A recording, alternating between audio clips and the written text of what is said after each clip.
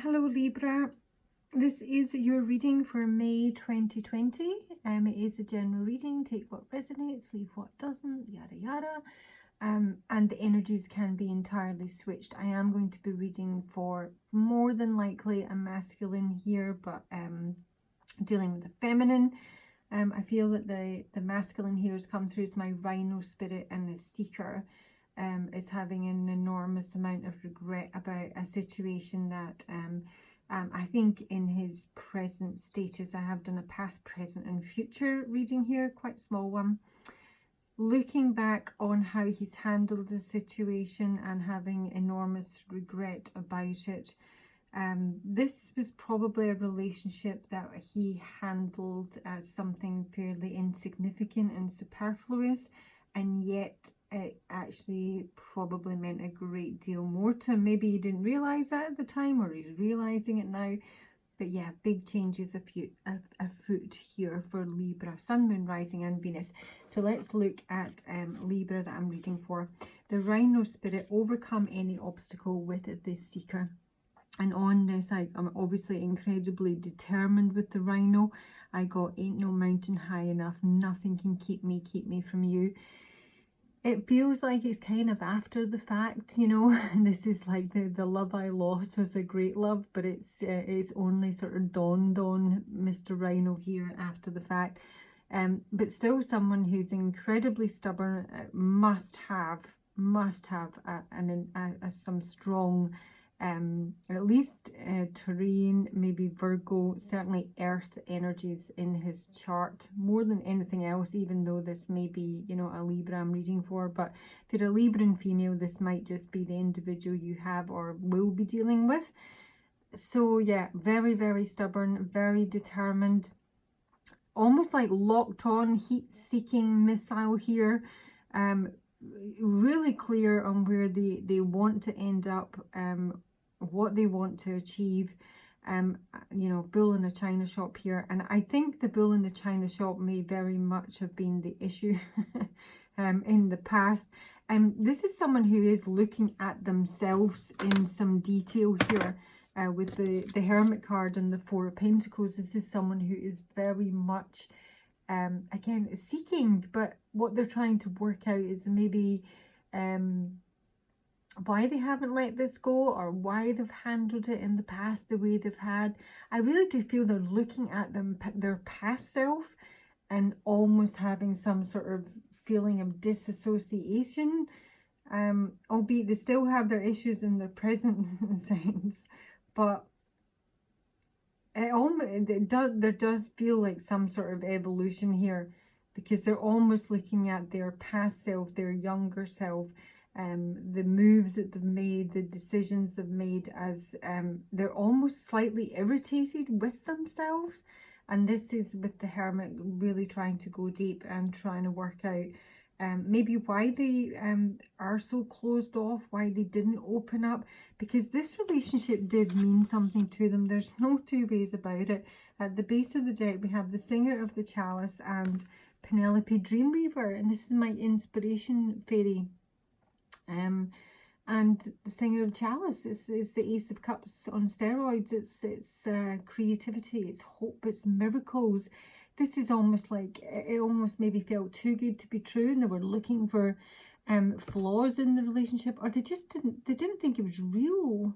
But Penelope is all about dreaming again, you know. It's inspiration. And it felt almost magical, this relationship, this love. But I don't know. But for whatever reason, either they didn't trust it, they didn't want to open up to it, or and their way of handling it was incredibly immature. I mean, mickle a muckle in the past energy here. This is really goofing off, messing around. It's someone who's very opportunistic, self-centered, probably selfish, very immature. It's also someone who can sort of reject adventure, and you know, maybe seemed like, you know, too exciting and too fantastical, so they didn't do it. But they sort of like, this is somebody who likes to pick fights, create friction with the Five of Wands here, so there's some sort of conflict here. If that's not what was, you know, being externally you know, shown. They had a lot of internal conflict about this relationship. This is probably came across as quite pompous, maybe boastful, egotistical, argumentative, maybe a bit jealous. I mean, I don't even know if that's their natural nature. That's certainly how they were in the past. But the position they're in now is the unending sadness of looking back. I'm going to read you a little bit of this.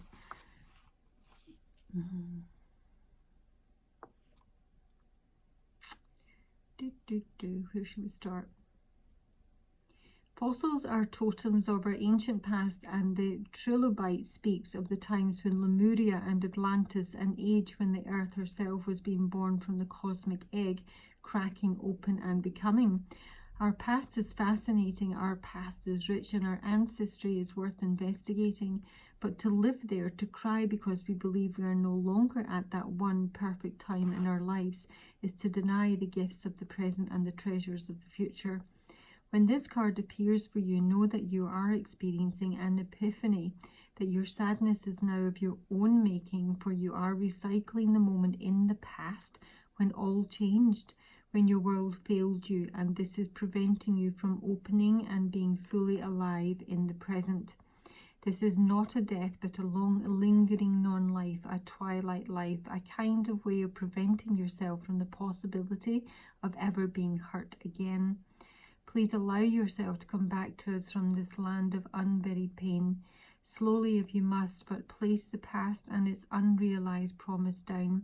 Bury it, let it become memory, and allow your guides to bring you into the beauty of life once again.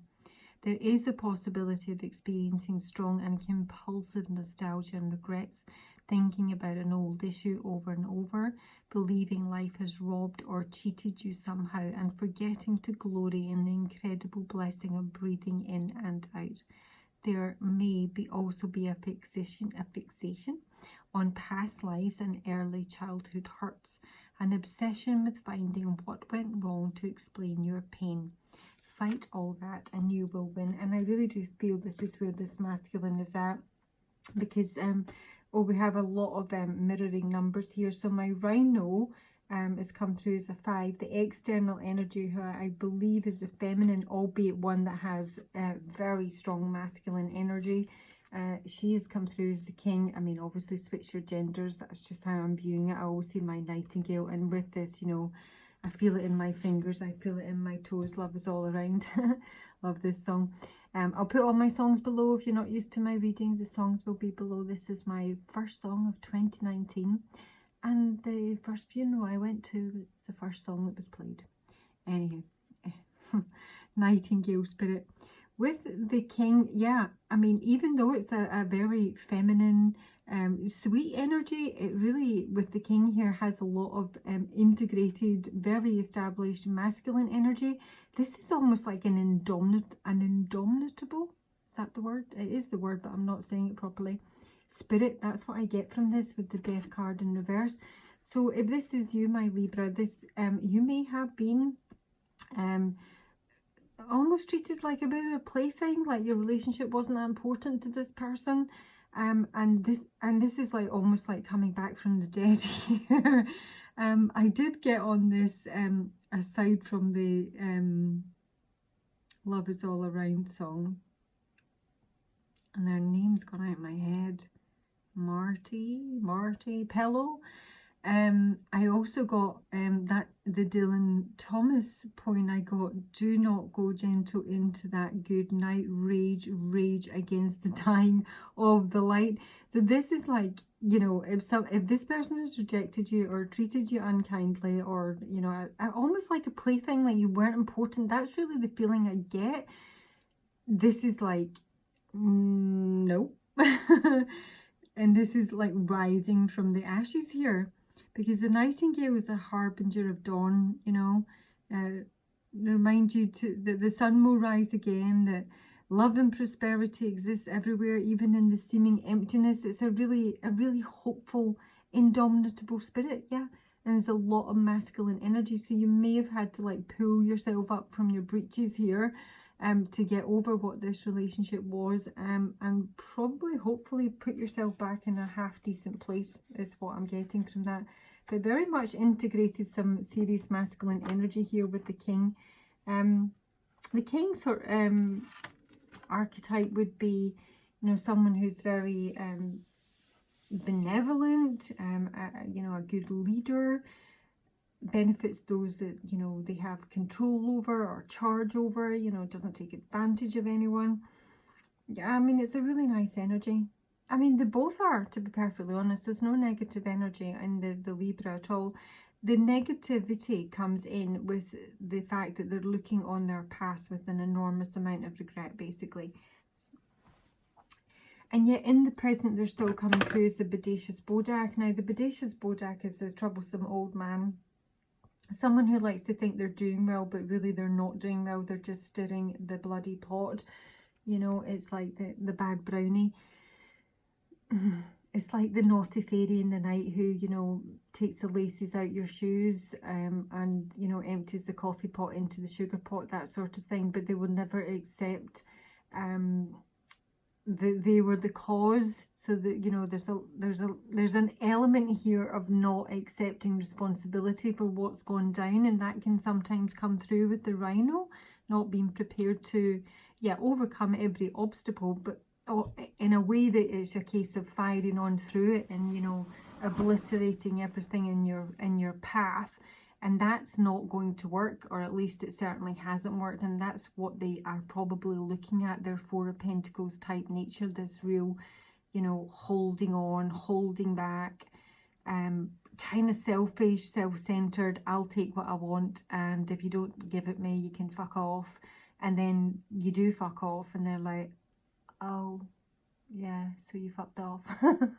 It's a bit like that. So this may not be like their current energy. As I say, I really get I'm maturing here, and I'm the way the cards are laid out, they're looking back to their, you know, Mikalamako idiotic behavior in the past, maybe even wondering why. And it is a case with the Six of Spades here that there may have been temptations for them that have led them astray, but it's most certainly a case of them looking at the bad decisions that they've made. Maybe there was like, they thought it was some harmless fun, but actually it's not, because to feel this amount of grief and sadness about something that has been lost, there's nothing harmless about it. But I genuinely feel at the time they thought it was a bit of play. It might have been some, like, you know, some ego moves, and, you know, I don't know how to explain.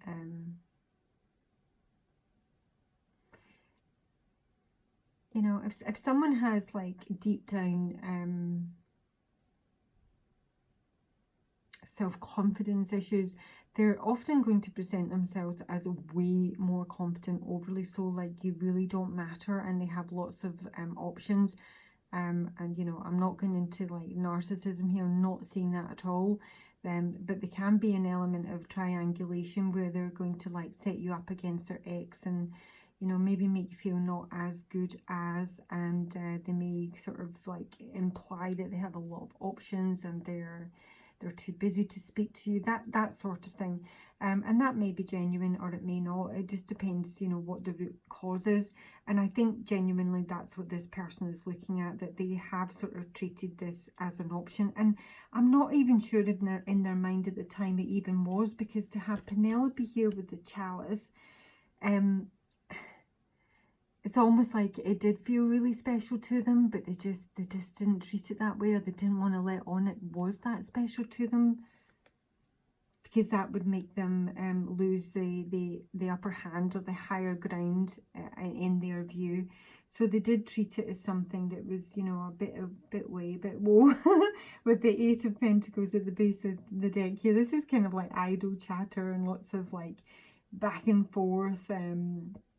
Superfluous, yeah, there was like no real depth to it. Even if that's what they were feeling, that was not what they were letting on.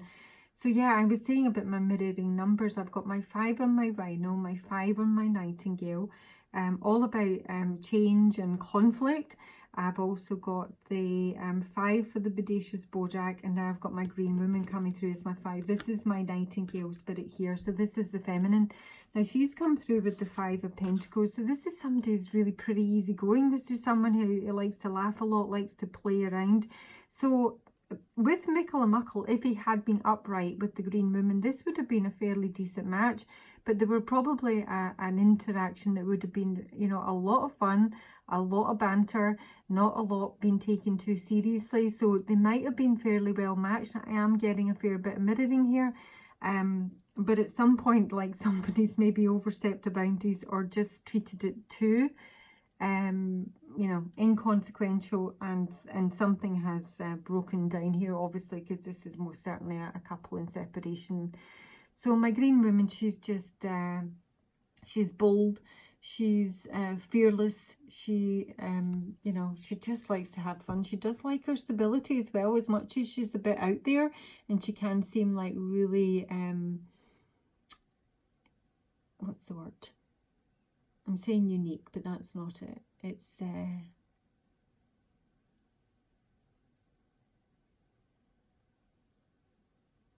don't know, just a bit out there. That's all I'm getting from it.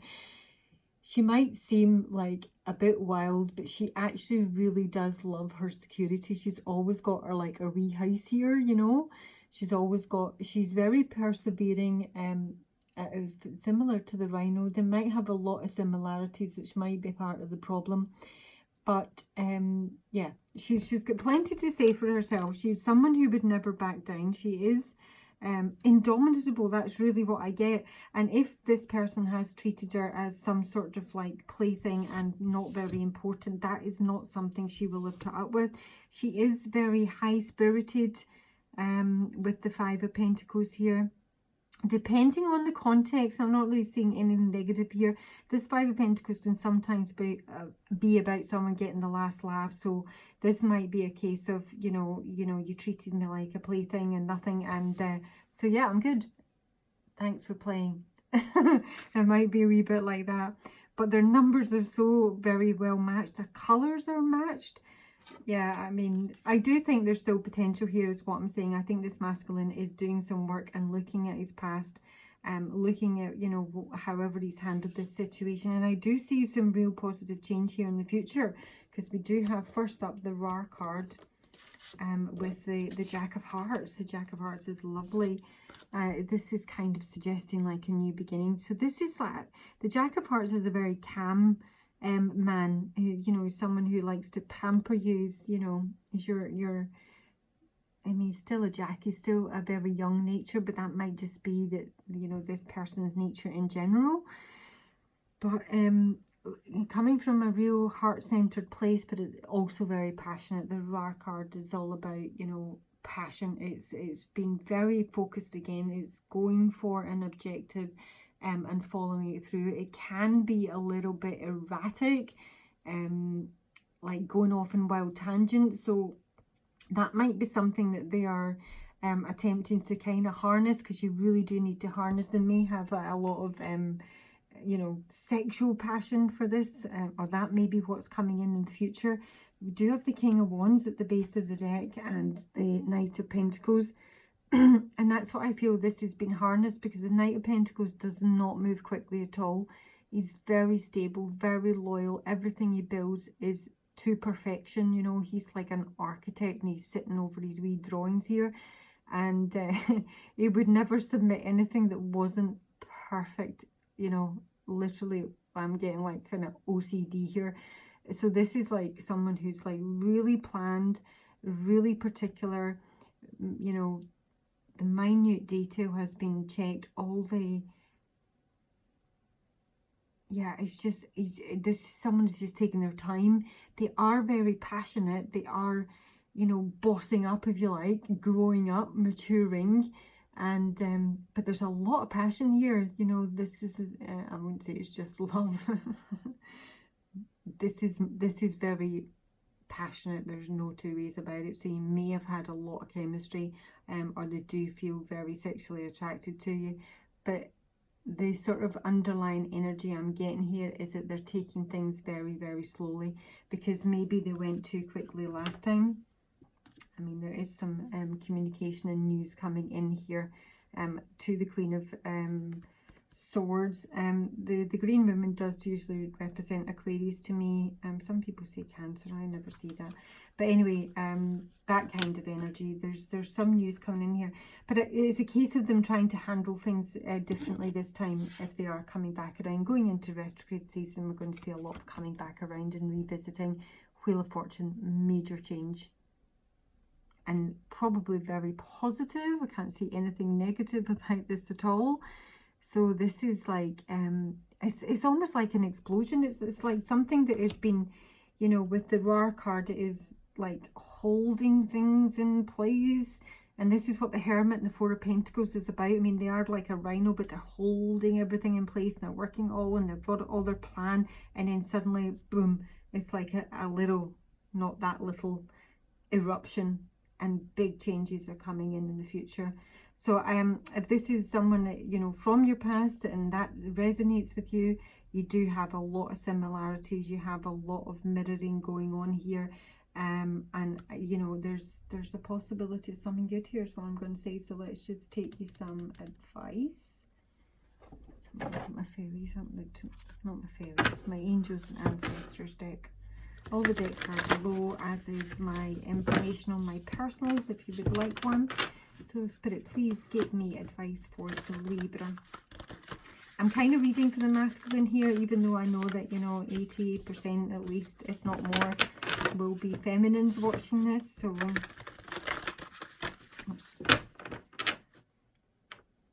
let me just split it then. Give me my advice for my rhino. Advice for the rhino. Libra reading the rhino. Enjoy success and happiness, son. So whatever you've got planned, this rhino, Bodacious Bojack, and I do see some plans here that are about to erupt. It does look incredibly positive. I mean, this can be like not just success and happiness, it can be material success, it can be enlightenment, but yeah, I just feel there's a release here. And for my Nightingale Spirit, if you're resonating with the Green Woman and the Nightingale, come to there. Oh.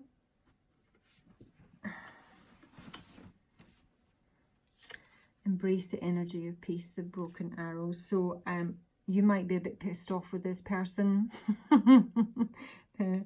And as I say, I think there is, you know, a case of they have maybe treated you a wee bit poorly. Bit of a plaything, not taking things very seriously when there was real potential here. So yeah, if this person has plans and making moves towards you, and they do seem fairly substantial, you have to break the arrow and listen to what they have to say and make peace, whatever that may mean for you. So Libra, that is your reading for May 2020. Have a good one. Please like, subscribe, reach out for a personal or Reiki, and look after yourselves. Bye bye.